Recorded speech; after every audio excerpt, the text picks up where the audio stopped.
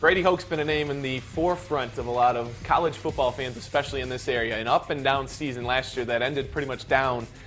Well, recently, the school opened the doors to its new football facility. That's when our David Solano got a first-hand tour from Hoke and had this one-on-one conversation. Busy off season for you. Well, it always is, you know, and it's been good. The spring football ended up in good fashion, stayed healthy, which is always important, but a lot of improvement too. Devin Gardner obviously taking snaps during the spring practice. The kid's looking pretty good. He's doing a nice job, and I think he's grown a lot. I think Nuss has done a nice job of taking him further within an offense in the quarterback position, and we've got great quality competition, which we haven't had every year. The change-ups in terms of coaching, obviously one of the big storylines you mentioned, you know, Doug Nussmeier, your new offensive coordinator, right, and two coaches now in the secondary. How is that adjustment coming along for you, Coach? Well, I think it was really positive, and you know, you always evaluate when you're done with the season, good or bad, and see what you can do to help the program become better. And I think by having two guys in the back end, most National Football League teams have that, with all the spread offense you see and 5 DBs, 6 DBs on the field. I think Roy Manning at the corners and Kurt Mowry at the safeties, we made a lot of progress through spring. Well, you know, I mentioned quality depth, and you know, with Devion Smith, Derek Green, Justice Hayes had an excellent spring. Ross Douglas, we moved over from corner.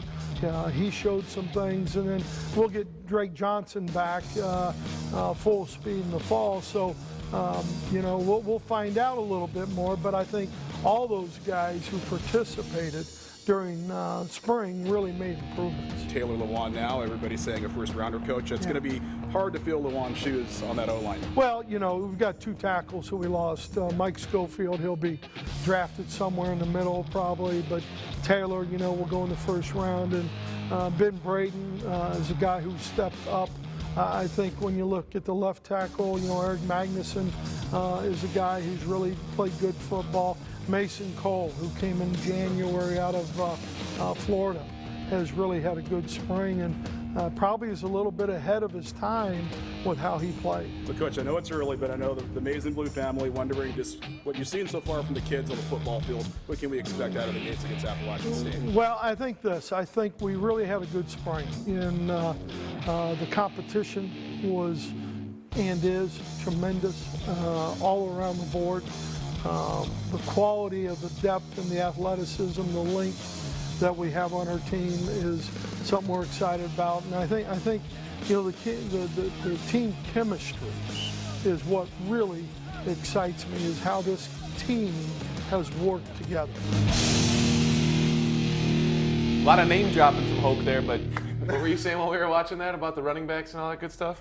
Well, if you don't have an offensive line, you can have, you know, you can have Jesus in the backfield. He levitates, and you're still not going to gain any yardage. I mean, you know, Michigan's in trouble. I don't know what's going on with that program. I think the pressure's really on Brady right now. They have to produce, literally. Michigan cannot afford to have a bad football team. And when I mean good football team, they have to be perennial top 10. And if they're not, you know, things could get really dicey in Ann Arbor because they rely on that program so much. Well, hey, just down the road, Michigan State spring game yesterday. Yeah. That's a top 10 program that does the spring game right. Actual touchdowns yesterday, John. Yeah, they actually tackled too, didn't they? Right? You know, no, and really, honestly, you saw some young guys flashing that maybe are ready to take the place of some of the guys they lost on defense. And then the difference there is you've got a confident quarterback in Connor Cook. Oh yeah, guy, he wasn't that way last year. Michigan doesn't have a confident quarterback as last we saw. I think that's the big issue then going into this season is, can Michigan sort of find some confidence, manufacture it with their offense when there's nothing to base it on? Michigan State debuting their big Rose Bowl rings yesterday. We've got pictures of what those fine pieces of jewelry look like. Pretty nice. Dark as Denard's. Yeah. Got the nice red rose on the side there. That's a pretty good recruiting tool, don't you think? Yeah, right? Nicely timed for them. That's a program that's continually on the rise. And Michigan's got some of those that are a little tarnished, though, somewhere like, you know. Michigan's are at the Bentley Historical Museum. Yeah, I was just going to say that. Now, you know? That new historical museum. Yeah, right. That's exactly.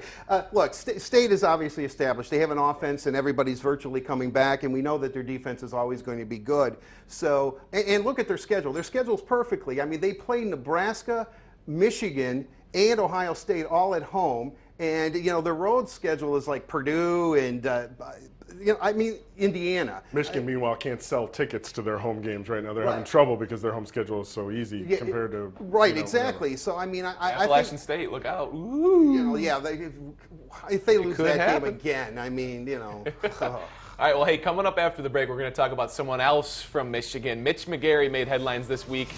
Very confusing headlines. Didn't really go together. You don't usually see test positive for marijuana, will head to the NBA. We will dive into that confounding, confusing headline on the Suburban Ford 7 Sports Cave right after this.